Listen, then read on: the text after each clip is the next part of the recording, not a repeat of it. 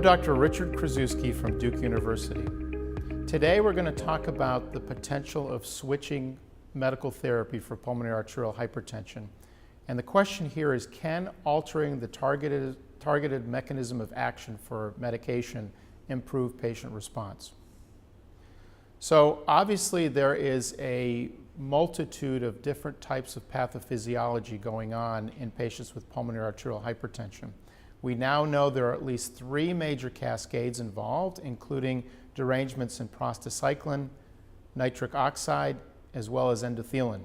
It's certainly very likely that if a patient doesn't respond adequately to therapy that's focusing on one component of the pathway, maybe switching the therapeutic target to another aspect of the pathway can provide benefit.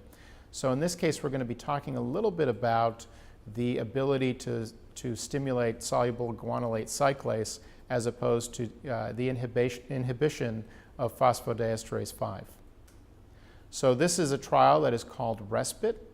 These were patients who were on baseline therapy basically with endothelin antagonist and had PDE5 that was added but didn't improve enough on the PDE5 inhibitor. So these patients were washed out from their PDE5 inhibitor and then started on a soluble guanylate cyclase stimulator, riociguat. So you can see during the dose adjustment phase the change in 6-minute walk, and you can see by the end of the study there was a statistically significant improvement in those patients who had initially failed the PDE5 inhibitor, who were then switched over to a soluble guanylate cyclase stimulator. Another way of looking at this, you can see the baseline. These were all patients who were in function class 3 at baseline. And then basically by week 12, you can see that a number of them were now WHO function class 2, almost half the group, with a single patient as well, function class 1. And then by week 52, again, demonstration of sustained benefit, so that the improvement that they had with half of the group basically improving to function class 2 was sustained over time. Another way to look at this in this particular slide is looking at NT-proBNP. Again, the heart stretches, releases proBNP, which is a marker basically of increased hemodynamic stress in the heart. And you can see that in the patients who were switched again from a PDE5 inhibitor to riociguat had a substantial reduction in their baseline proBNP level comparatively over time. So the big question is, which type of patients would you consider such a switch strategy in?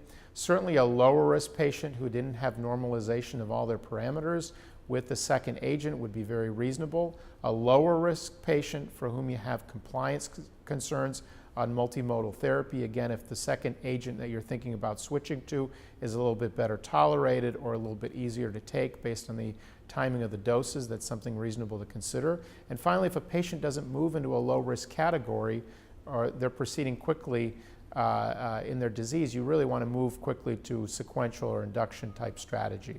So again, as patients are sicker, you want to try to add the drugs quicker.